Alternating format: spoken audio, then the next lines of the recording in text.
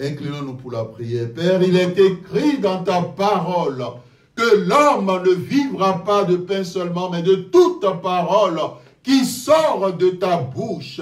Abba Père, nous sommes passés cette semaine par des moments difficiles, par des moments compliqués, complexes. Que ce soit dans nos demeures, que ce soit dans nos couples, que ce soit éternel dans nos lieux de service, que ce soit dans nos familles. Mais tu es celui qui est notre consolation, tu es celui qui est notre victoire. Tu es celui qui nous a donné en Jésus-Christ la parole de vie, la parole qui console, la parole qui restaure, la parole qui ressource, la parole qui nous fait voler comme, oh la Bible le dit, comme des aigles, et que nous ne nous fatiguons point et nous ne nous épuisons point. Père, viens arracher les épines, arrache les pierres, consume les oiseaux chargés de voler ta semence, ô Éternel, et que toi-même tu nous enseignes, que la chair et le sang se taisent, que tout ce qui est des ténèbres soit brûlé, et que l'Esprit de Dieu, le souffle de l'Éternel, nous visite encore en ce jour. Au nom de Jésus-Christ de Nazareth, Amen. Amen. Amen. Amen. Bien-aimé, le thème de ce matin, de ce culte, s'intitule « Le prix de ta vie ». Le prix de ta vente. Plus précisément, il est vrai que derrière la notion du prix de la vente, avec le V, nous avons en quelque sorte la vente de la vie d'une personne. Le prix de ta vente. À combien as-tu été vendu? Bien-aimé, la notion de vente est une notion dont la parole de Dieu nous amène à voir au travers d'abord l'histoire que nous verrons ce matin, celui de Joseph, que nous lirons dans Genèse 37, les versets 25 à 36. Et nous verrons dans le Nouveau Testament aussi que notre Seigneur Jésus-Christ a lui été aussi vendu par Judas Iscariote. La Bible, dans le livre d'Apocalypse, nous parle aussi de différentes sortes de ventes, en parlant de différents marchands, des marchands qui, vous et moi, si on vous disait, ou on nous disait ce que ces marchands vendaient, nous dirons non, c'est pas possible.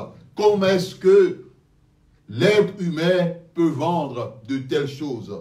Bien-aimés, nous n'avons encore rien entendu ni rien vu dans ce monde. Mais l'Esprit de Dieu, par la révélation, continue d'enseigner. Genèse chapitre 37, versets 25 à 36.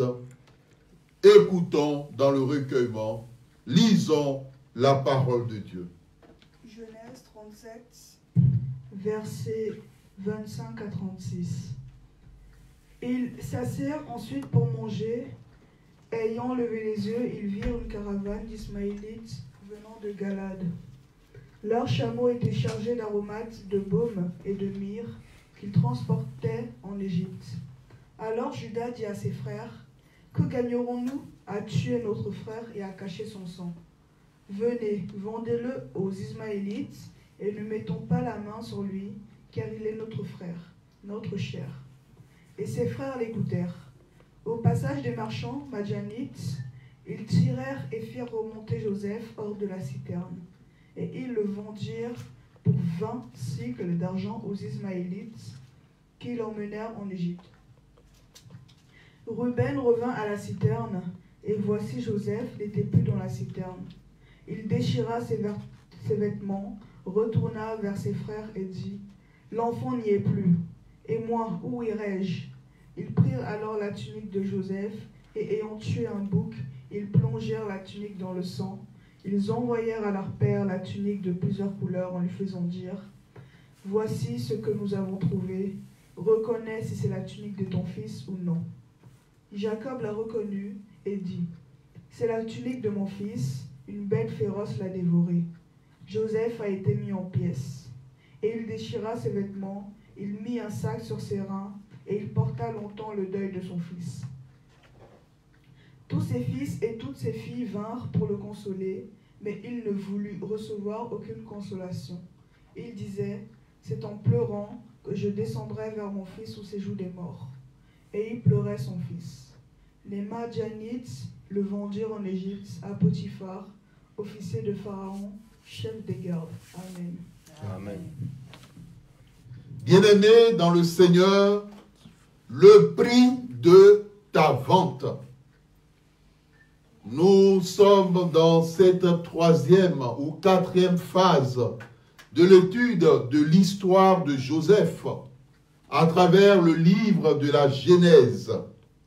Bien-aimés, nous rappelons que l'Éternel nous a dit que la vie de tout enfant de Dieu est semblable à l'histoire de Joseph.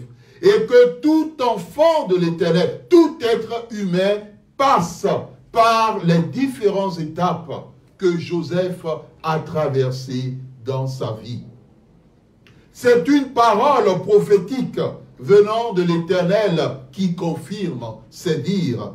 C'est une parole révélée, digne de foi et de vérité. Bien-aimés dans le Seigneur, nous disons tantôt, lorsque nous parlons des ventes, dans ce texte, Joseph a été vendu par ses frères. Lorsqu'on entend l'histoire de Joseph, il y a 3 choses qui attirent l'attention du chrétien.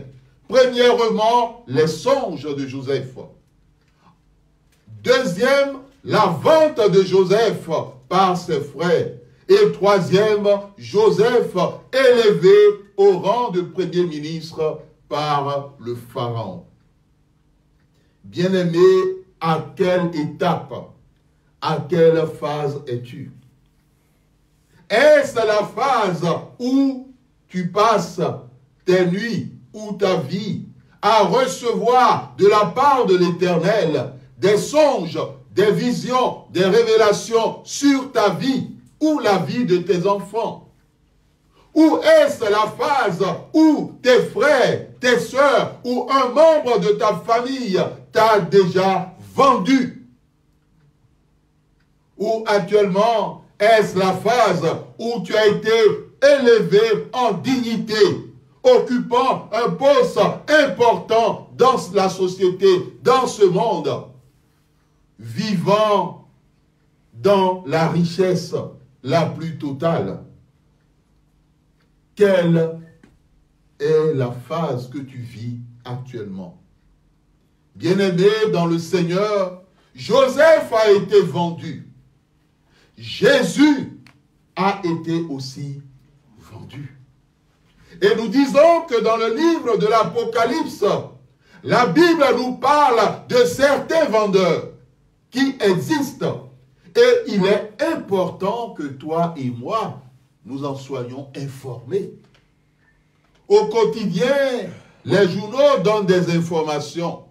Mais la Bible regorge de milliards d'informations sur l'être humain, sur le monde et sur tout ce qui se passe, l'existence. Les vendeurs d'âmes, les vendeurs de corps. Sais-tu que ces types de vendeurs existent? Les vendeurs d'âmes, les vendeurs de corps. L'Éternel nous permet de partager 2 témoignages. Le premier témoignage, c'est le frère. C'est le témoignage d'un frère en Christ qui vit dans une nation appelée le Bénin. À un moment donné, ce dernier a été confronté à une plaie incurable.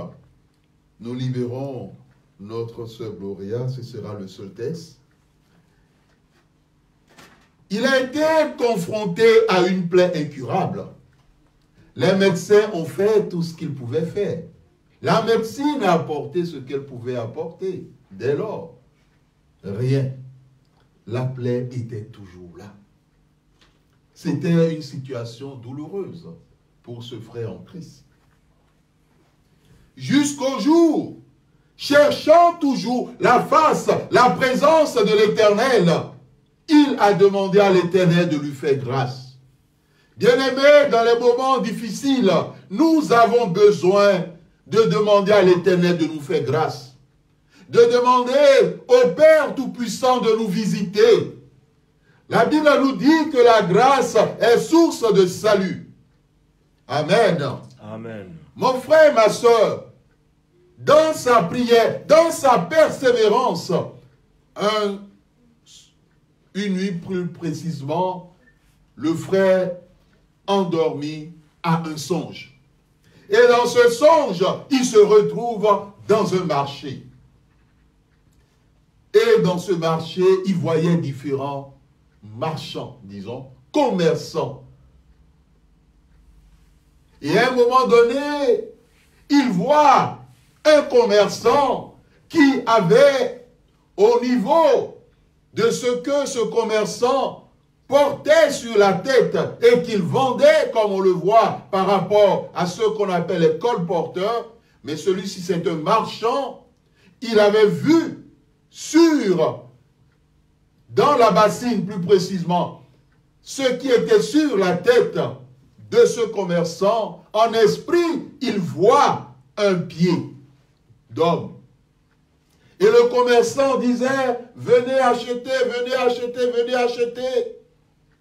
C'était la dernière marchandise de ce commerçant. Et le frère, en regardant, il dit, mais ça c'est mon pied. Et il a couru. Et il s'est approché du commerçant, du marchand. Il a étendu sa main, il a arraché cette marchandise. Et il s'est réveillé. Nous avons rappelé dans notre livre les rêves et leur signification ou leur interprétation, que lorsqu'un enfant de Dieu, une personne dort et se réveille avec un songe, se réveille comme si l'action continuait, ce n'est plus précisément un songe, mais nous avons affaire à une vision. Cela veut dire que ce que la personne est en train de vivre est en train de se passer réellement. Et donc, c'est une situation qui est passée du spirituel, du monde spirituel au monde réel, au monde matériel, à la réalité. Donc, c'est réellement quelque chose qui se passait. Bien-aimé dans le Seigneur, quelques jours après, miraculeusement, le frère a été guéri de sa plaie incurable. Amen. Amen. Bien-aimé dans le Seigneur, un autre témoignage, c'est un frère qui est en Suisse. Nous avons été invités en Suisse pour apporter la parole de Dieu lors d'une campagne d'évangélisation. Et lors de cette campagne d'évangélisation, à la fin, nous avons reçu des bien-aimés. Et c'était un couple. Et l'homme et la femme ont décidé de nous rencontrer parce que plusieurs années, ils n'ont pas la grâce de pouvoir, pour elles, concevoir, avoir la joie d'un enfant dans le couple. Et au moment où nous étions en train de prier pour ce couple, l'Éternel qui donne le don de la révélation nous a permis de voir en disant, regarde mon serviteur. Et à la place de l'appareil génital de l'homme, c'était un magouya. Bien-aimé dans le Seigneur, ce que je pense que l'on appelle, je pense à le gléco, je ne me rappelle pas du nom, Géco, ou c'est la race des Géco, c'était magouya à la place. Imaginez-vous que cet homme, il aurait passé toutes ces années avec sa femme, mais nullement il aurait une postérité. parce que spirituellement, son appareil génital avait été vendu et remplacé par autre chose. Physiquement, il voyait toujours un appareil, mais spirituellement, il ne l'avait plus. Revenons à notre frère Joseph.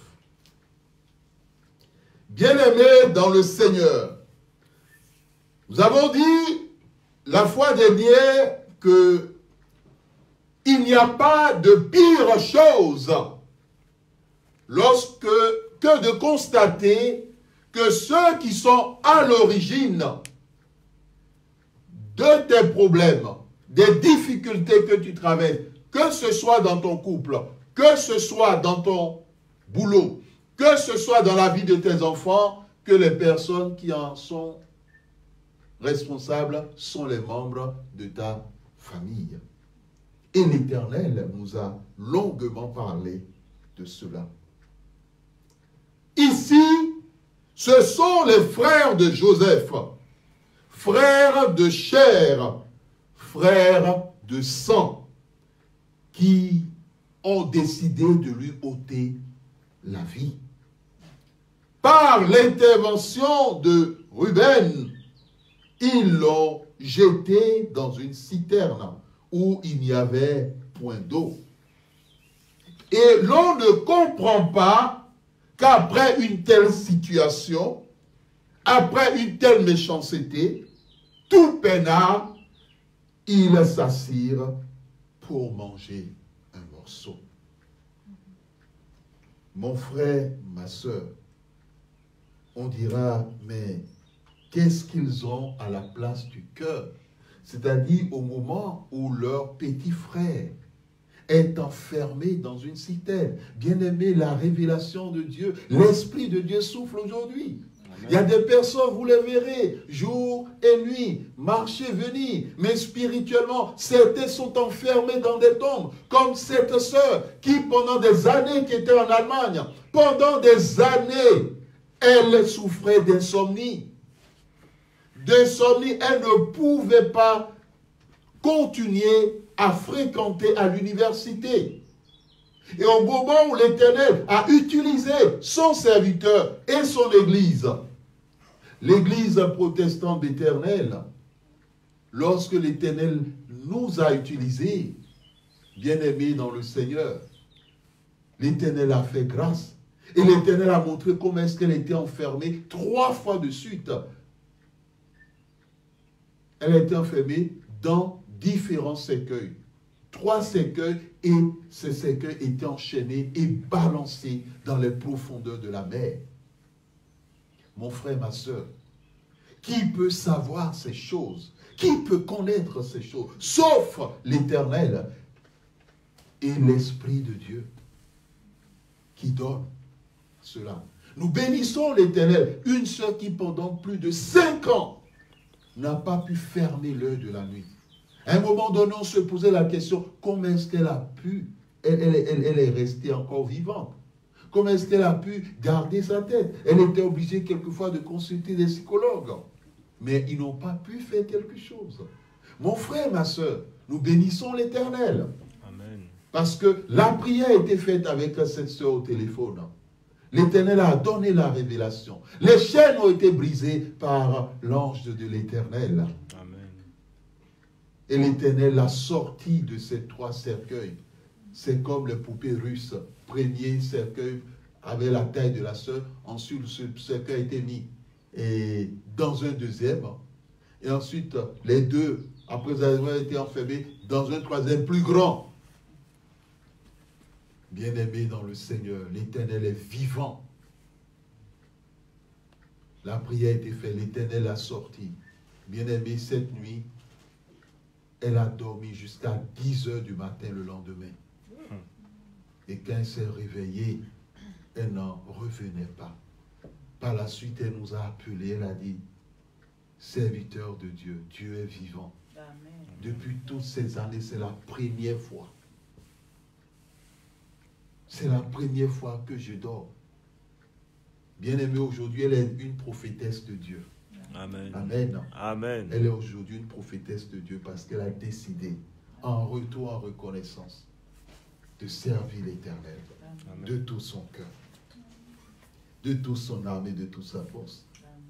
Des gens sont en prison, comme Paul et Silas qui étaient enfermés. Vous les verrez plutôt aller venir assis au bureau, mais spirituellement, ils sont dans les fers, dans les chaînes.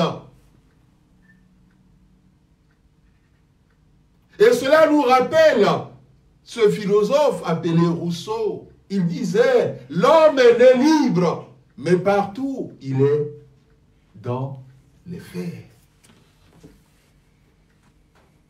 Spirituellement, nous devons nous réveiller dans la prière. Un enfant de Dieu qui ne prie pas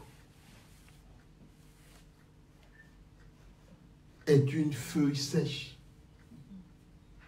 que le vent peut emporter où il veut. Il est comme un ballon de foot entre les pieds des méchants, des sorciers qui peuvent en faire ce qu'ils veulent. Telle est la réalité et la révélation de l'Éternel.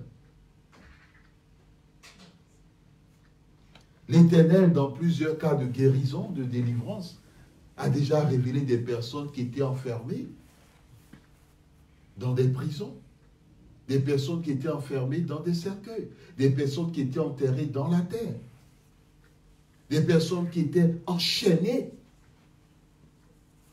Mais heureusement que Jésus-Christ a paru afin de neutraliser toutes les œuvres du diable, afin de vaincre toutes les œuvres du diable sans exception. Amen. Amen. Comment est-ce que des frères de chair et de sang peuvent passer leur temps à manger pendant que leur petit frère est enfermé dans une prison? On se serait attendu à ce que les personnes élèvent la voix ou elles disent, mais non, cela n'est pas possible, sortons-le de là. Mais non. Et cela est possible. Qui dans ta famille t'a enfermé dans une prison? Qui dans ta famille t'a enterré avant la fin de tes jours sur cette terre? T'a enterré spirituellement pour que tu ne prospères pas, pour que ta vie soit difficulté sur difficulté.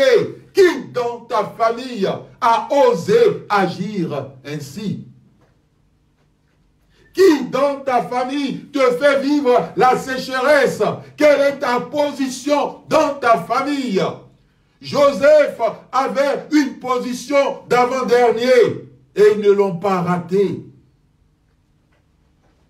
Ta position dans la famille n'empêche pas ceux de ta famille qui veulent te faire du mal de faire ce qu'ils veulent faire.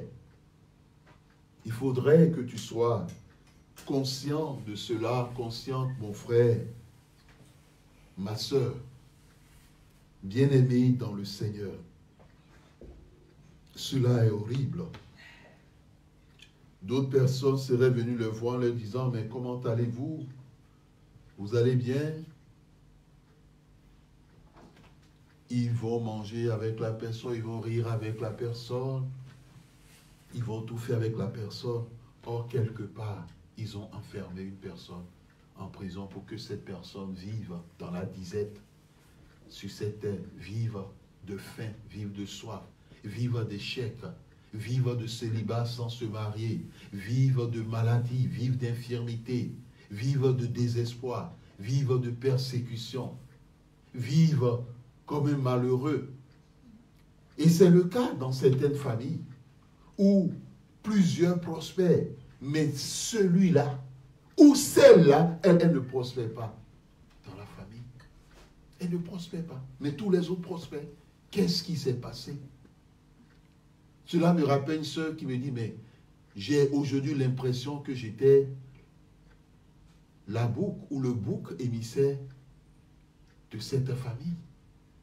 Parce que tous ont réussi, tous ont prospéré. Mais elle, rien. Rien. Il y a aussi le cas de certaines familles où la personne qui a réussi plus que tous les autres, au lieu que les autres frères et sœurs se réjouissent et disent Alléluia, prie pour que cette personne puisse encore prospérer. Ils se disent, mais non, ce n'est pas possible. Pourquoi elle? Pourquoi lui et pas nous? Alors la guerre commence, la guerre spirituelle. Vous savez, la guerre spirituelle, elle est toujours silencieuse. Elle ne se manifeste pas en bruit, sauf le jour où l'un des membres de votre famille, par un comportement, par des propos tenus, vous amène à comprendre que, attention, cette personne ne m'aime pas. Attention, cette personne, pourquoi a-t-elle eu une telle réaction vis-à-vis de moi? Pourquoi cette personne a-t-il ou a-t-elle sorti de tels propos vis-à-vis de moi? Mais je ne crois pas. Je ne m'imaginais pas que cela pouvait venir d'elle ou de lui. Dieu parle tantôt d'une manière, tantôt d'une autre, mais on n'y prend jamais point garde. Bien-aimés dans le Seigneur, c'est en marchant qu'ils virent une caravane d'Ismaélites venant de Galade. Les chameaux étaient chargés d'aromates, de baume, de ladanoum, qu'ils transportaient en Égypte. Alors Judas dit à ses frères, verset 26, « Quel intérêt avons-nous à tuer notre frère ?» Vous voyez, ce thème ne choque même pas au niveau de la bouche de Judas, dont le nom signifie louange ou louer. Et tuer notre frère et a caché son sang. Venez, vendons-le aux Ismaélites et ne mettons pas la main sur lui, car il est notre frère, notre chair.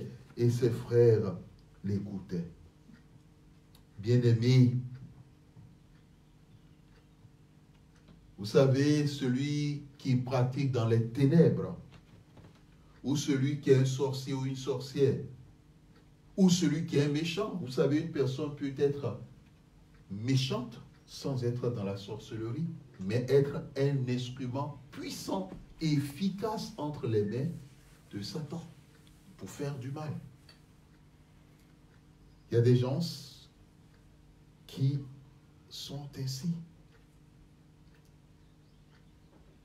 Vendons-le. Vendons-le. Vendons-le. L'Éternel était là. Amen. Amen. Heureusement pour chacun de nous, l'Éternel est là. Amen. Parce que si cela ne tenait qu'aux méchants, si cela ne tenait qu'au diable, si cela ne tenait qu'aux sorciers, aucun de nous ne seront encore vivants. C'est simplement la grâce de l'Éternel, l'amour de l'Éternel. Amen. Amen. Bien-aimés dans le Seigneur, l'Éternel est là. L'Éternel a amené, l'un d'entre eux a dit, mais faisons autrement. Faisons autrement. Parce que Dieu a un projet pour ta vie. Amen. Amen. Le vent soufflera. La tempête se lèvera.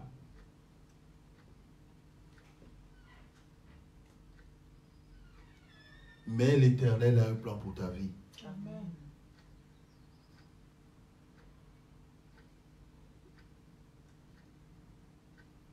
C'est l'Éternel qui donne un sens à notre vie. Il y a ce chant qui dit « La mer en furie ». Ces vagues houleuses, mais le petit oiseau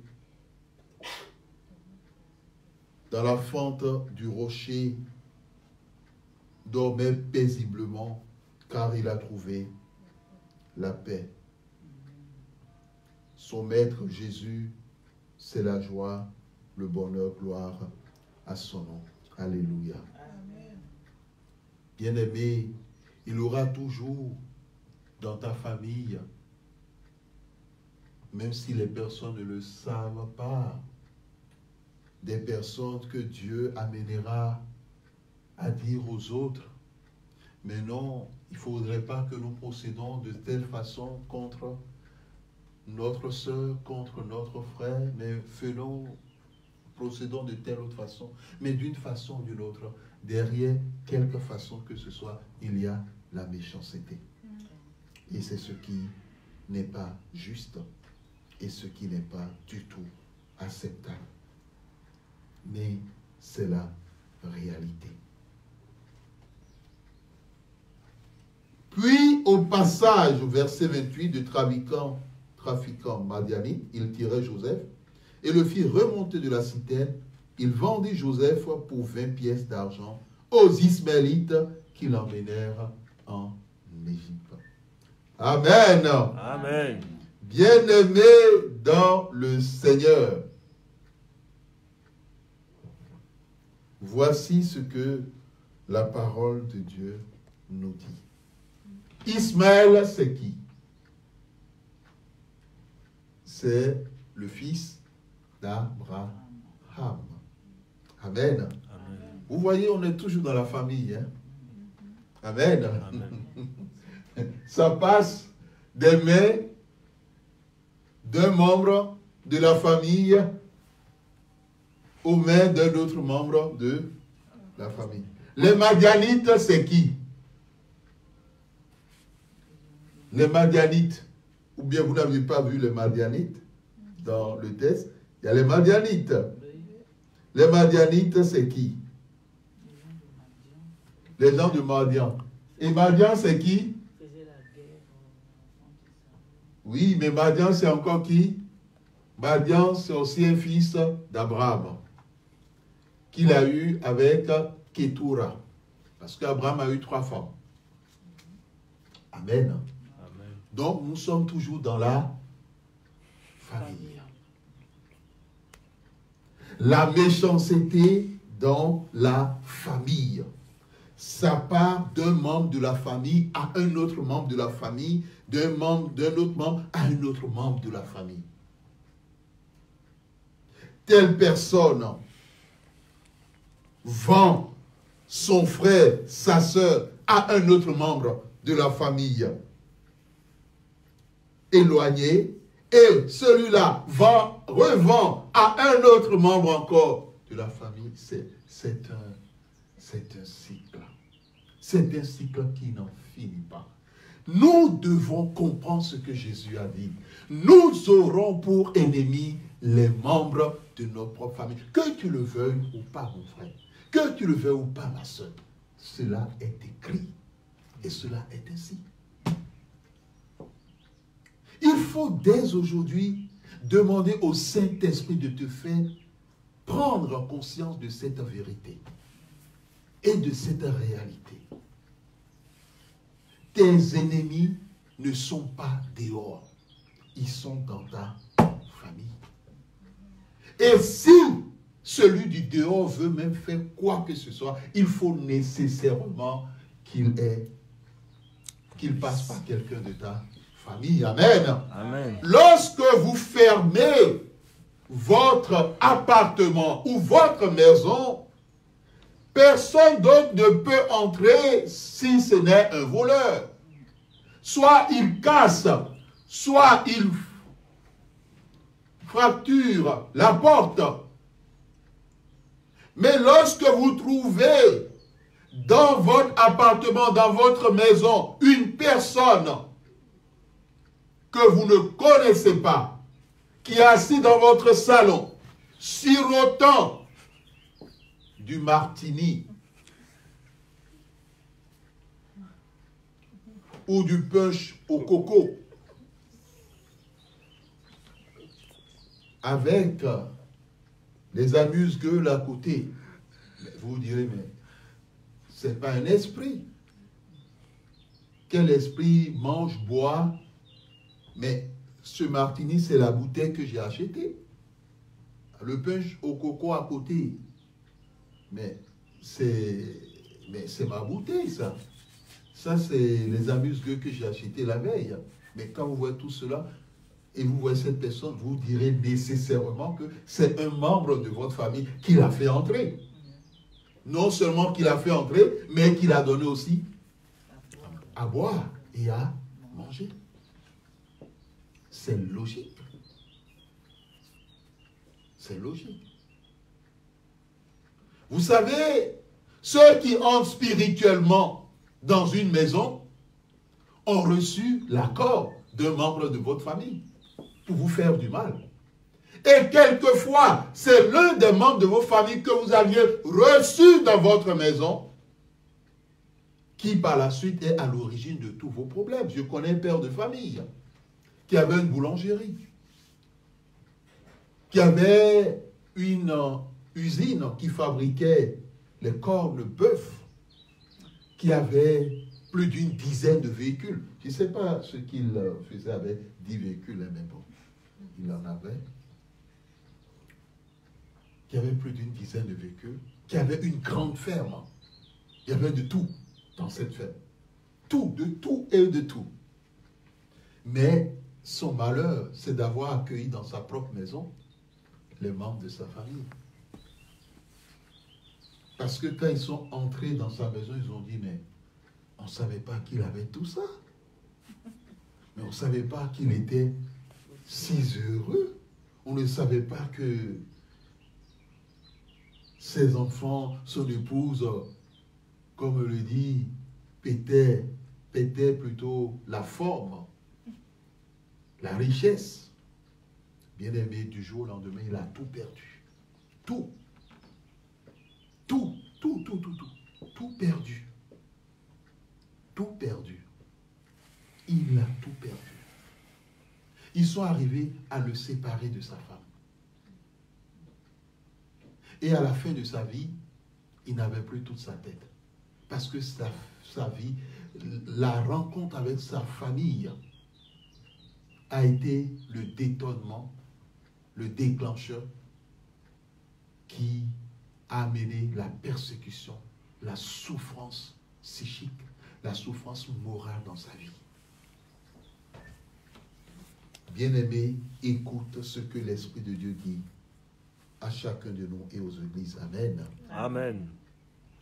Il a été vendu pour 20 pièces d'argent aux Ismaélites qui l'amenèrent en Égypte. À combien as-tu été vendu? Telle est la question que Dieu te pose. Sûrement, toi qui m'écoutes, mon frère, ma soeur, tu te dis, bon, moi, je n'ai jamais été vendu. Hein. Est-ce que tu as demandé ça à l'Éternel? Tu t'es posé la question, Seigneur, est-ce que moi, on m'a vendu? Est-ce que dans ma famille, quelqu'un m'a vendu? C'est l'heure de te poser cette question à l'Éternel. Parce que quelqu'un du dehors ne peut pas te vendre. Ça ne peut être que dans ta famille. D'abord, ceux du dehors peuvent venir être ce qu'on appelle des associés, des partenaires. Mais c'est dans ta famille que ça commence. Est-ce que tu as posé cette question à l'Éternel? Tu t'es dit, Seigneur, est-ce que quelqu'un dans ma famille m'a vendu? Moi-même qui vous pose cette question de la part de l'Éternel, je vais me la poser aussi cette question. Seigneur, est-ce que dans ma famille, quelqu'un m'a vendu? Vous savez, quand vous êtes vendu, vous devenez un esclave. Et vous dépendez des autres. Votre vie n'est plus une vie réluisante. Amen. Amen. Votre vie n'est plus une vie de richesse. Votre vie n'est plus une vie d'élévation. Votre vie n'est plus une vie de prospérité. Mais c'est une vie de souffrance, de difficulté, de misère. Là où les autres réussissent facilement, vous devez vous battre. Vous battre au-delà. Et quelquefois même, en conclusion, zéro. 0 plus 0 égale 0. Bien-aimé, qui t'a vendu? Telle est la question de l'enseignement passé. À quel prix as-tu été vendu? Et où est-ce que tu as été amené? Où est-ce que tu te trouves actuellement? Tu peux te dire, ah, moi, je suis à Sydney, en Australie. Amen. Or, spirituellement, tu es dans la vallée de Kivu.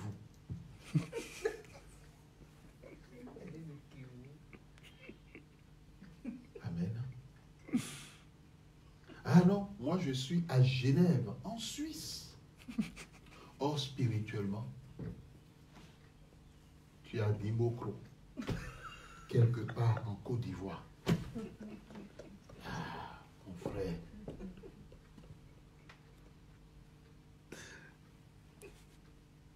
Ah, moi je suis au Texas, aux États-Unis.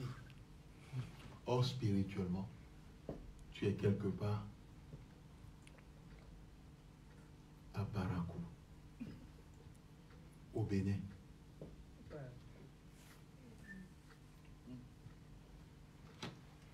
Bien-aimé, où est-ce que on t'a emmené spirituellement? Où es-tu spirituellement? Parce qu'il est important que ta bénédiction te localise. Amen. Pour que le projet de Dieu pour ta vie prenne de l'essor. Amen. Démarre. Amen. Pour que les gens en te voyant disent, mais Dieu a béni cet homme. Dieu a béni cette femme. On n'aurait jamais pensé un jour voir cette personne réussir de la sorte. Bien-aimé dans le Seigneur, qu'est-ce qui se passe avec ta vie? Vous aurez des témoignages, des gens vous diront, mais j'ai fait l'école avec telle personne. Mais est-ce que vous savez qu'aujourd'hui, il a déjà bâti trois étages? Est-ce que vous saviez qu'aujourd'hui, financièrement, mais sans injustice, il respire de l'argent? Qu'est-ce qu'il en est de toi? Il y a certains parents qui ont compris cela très tôt. Et ils ont toujours protégé leurs enfants dans la prière. Mais il y a d'autres parents qui n'ont rien compris. Parce que les parents eux-mêmes sont des déportés spirituels. Ce sont des gens qu'on a vendus quelque part. Donc, comme eux ne comprenaient rien du tout, ils n'ont pris aucune disposition pour leurs enfants. Mon frère, ma soeur, Joseph a été vendu 20 pièces d'argent aux Ismaélites. Il y a une dame qui aujourd'hui est une sœur en Christ, qui est devenue chrétienne. Elle avait été vendue par sa propre grand-mère, sans le savoir. Vous savez, personne ne choisit la famille dans laquelle elle naît.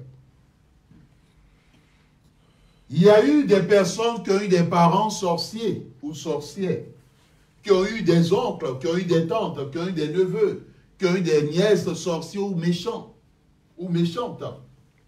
Personne ne choisit. Amen. Amen. Mais l'Éternel, qui est juste, nous visite quelquefois pour nous sortir de ces chaînes, Amen, de ces fers. Amen. Et pour délivrer même la personne qui s'est retrouvée dans la sorcellerie, parce que la personne est une victime. Mais pour cela, il faut que la personne reconnaisse qu'elle est dans cette situation et demande de l'aide. Bartimée reconnaissait sa situation, c'est ce pourquoi Bartimée a crié. Malgré les obstacles, Bartimée a persévéré. Amen. Et l'Éternel, en Jésus-Christ, lui a dit, que veux-tu que je fasse pour toi? Et c'est cette question que l'Éternel te pose encore ce matin. Cette sœur en Christ a été vendue par sa grand-mère. Mais la vente qui a été effectuée, c'est la pire vente. Parce que la grand-mère l'a vendue pour qu'elle devienne sorcière. Voici une forme de vente. Certaines personnes sont vendues pour être pauvres toute leur vie. D'autres sont vendus pour être stériles toute leur vie. D'autres sont vendus pour être des prostituées toute leur vie. C'est ce pourquoi Dieu, dans sa justice, ne regarde pas la plupart du temps à ce qu'une personne fait. Mais il regarde qui est la personne ou qui sont ceux-là qui ont mis cette personne dans cette situation. C'est ce pourquoi aucun enfant de Dieu ne doit se jeter la pierre, mais revenir toujours à l'Éternel. Amen. Sa mère lui a donné une pièce de 100 francs CFA. L'histoire, le témoignage se passe en Côte d'Ivoire. Une pièce de 100 francs CFA. en lui disant, j'ai dit encore sa mère, sa grand-mère, en lui disant, je te l'offre, je t'en fais cadeau. Vous savez, quand vous êtes enfant, elle était encore une petite fille. Et vous voyez quelqu'un tout charmant, quelqu'un, surtout un membre de la famille, qui vous donne de l'argent, vous dites, mais quel bonheur. Amen. Quel bonheur. Parce que déjà, vous pensez à ce que vous allez acheter. Amen. Amen. Les friandises, les tablettes de chocolat en fonction des nations. Amen. Amen.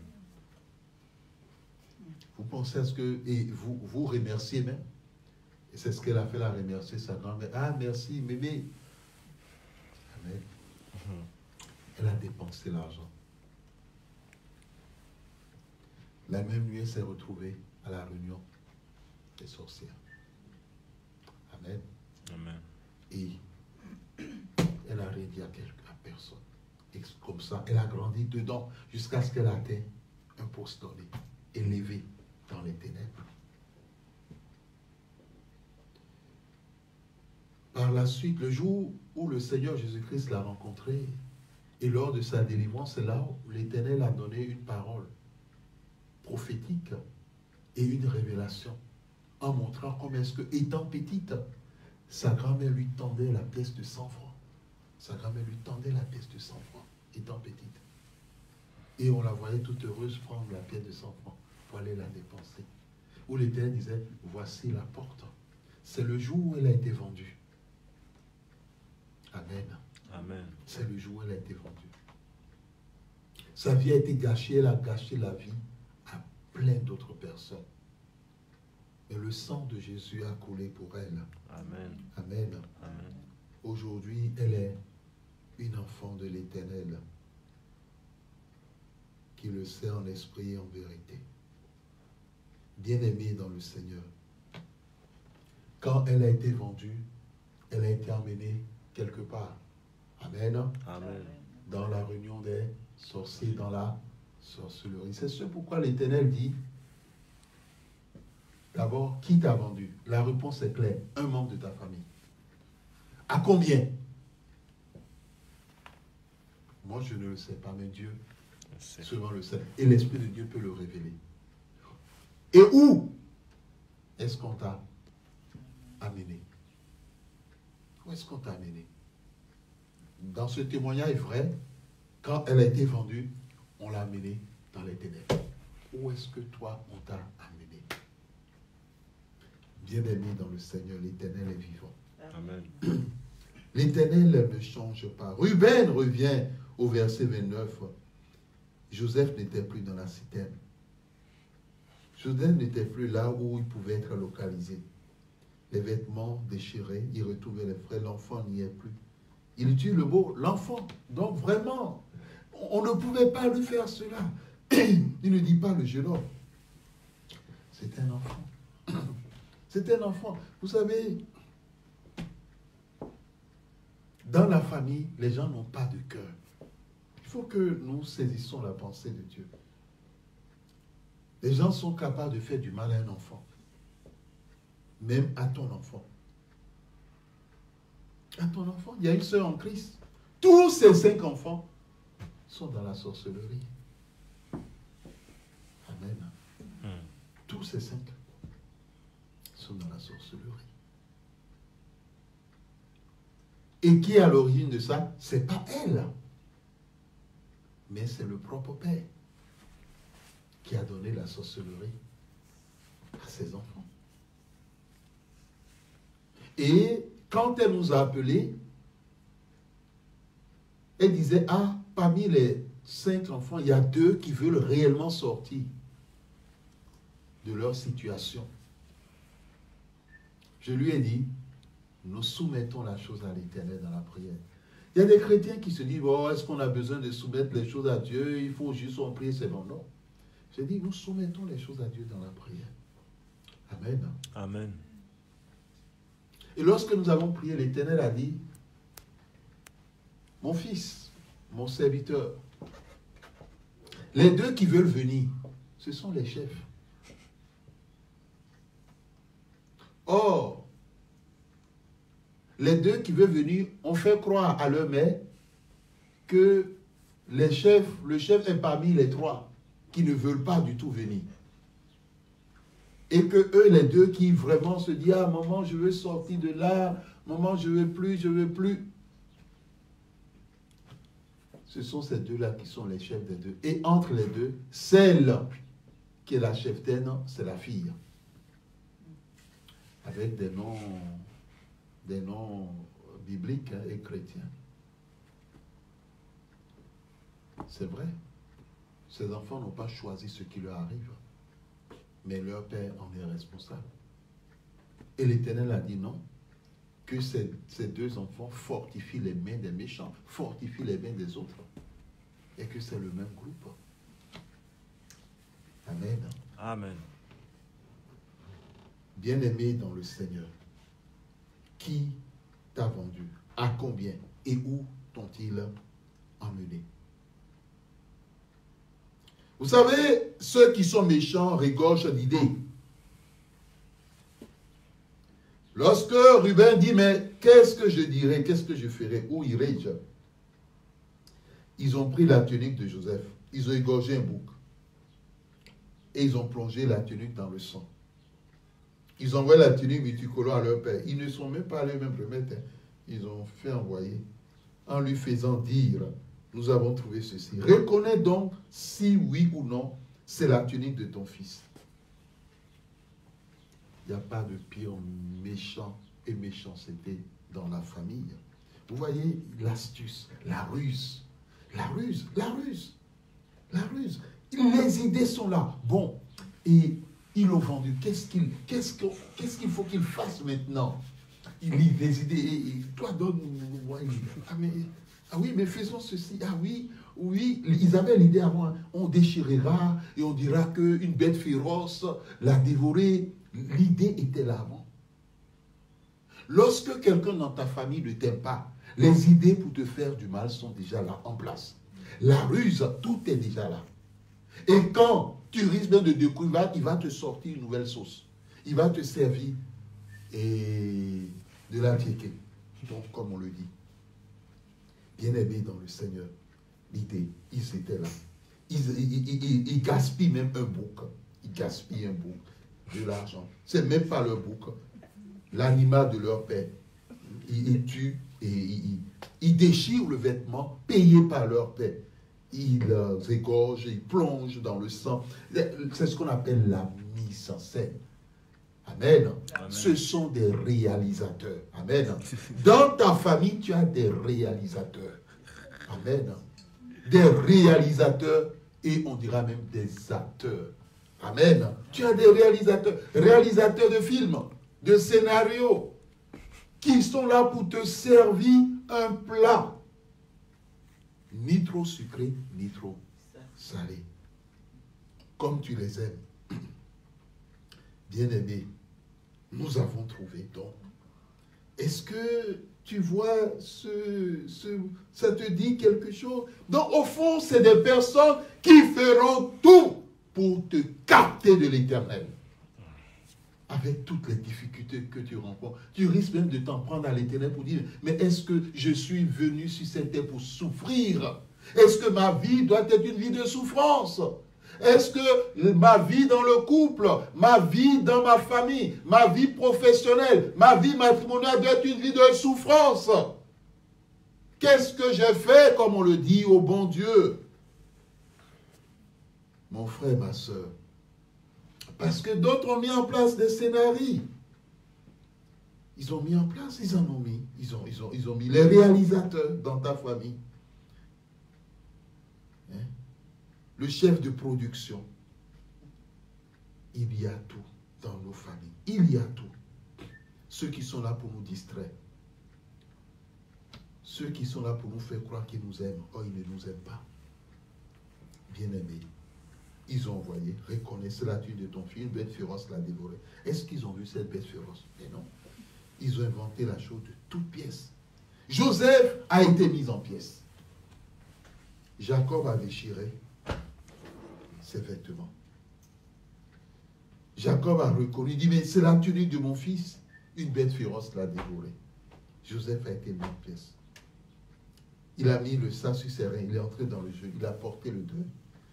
Pendant de longs jours, bien aimé, lorsqu'il voyait leur père pleurer, verser des larmes, amen, déchirer ses vêtements, se fondre dans la cendre, il pourrait se dire, mais vraiment, pour notre père, disons-lui la vérité. Mais il souffre, regardez, depuis cette affaire, il ne mange pas, il ne boit pas, il est dans la tristesse. Il préfère même disparaître. Il dit c'est dans le deuil. Jacob dit c'est dans le deuil que je descendrai vers mon fils au séjour des morts. Il est prêt à aller rejoindre son fils. Mais au moins quelqu'un parmi les 11 frères, parmi les 10, parce que Benjamin n'était pas dans le complot, parmi les 10 aurait pu dire, vraiment, il faut qu'on dise la vérité à notre père. Mais non, ils étaient là, tranquilles. Peut-être c'était heureux dans leur cœur. Quelle méchanceté dans une famille. C'est pas possible. Voyant même la souffrance du père, ça ne leur dit rien. Les propos d'un père qui accepte même perdre la vie à cause du fils qu'il a perdu, ça ne leur dit absolument rien. Heureusement que Jacob n'était pas cardiaque. Dieu n'a pas permis qu'il soit un cardiaque.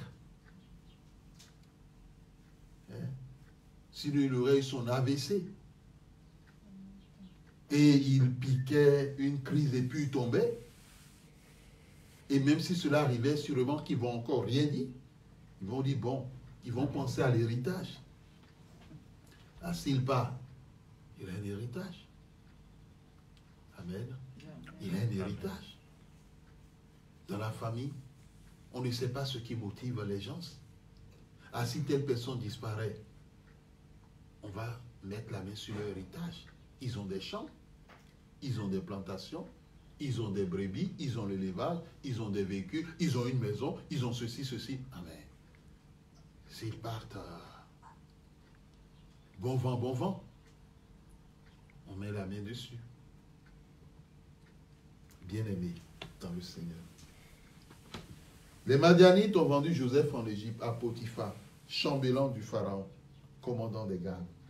Donc, Joseph est passé des mains de membres de sa propre famille, lointains, proches, entre les mains d'un inconnu, entre les mains d'une personne d'une autre nationalité. Quelle est la personne d'autre nationalité qui te détient? Et pas n'importe qui, c'est le chef des gardes. Amen. Amen. C'est le commandant. Amen. Amen. Entre les mains de militaires, de carrière, chef, commandant, commando. Et, comme le dit le Camerounais, et que c'est chaud. Bien aimé, il s'est retrouvé là où il ne fallait pas. Mais heureusement que Dieu est avec lui. Amen. Et que Dieu est avec lui. Amen. Que l'Éternel bénisse sa parole dans nos cœurs. Amen. Amen.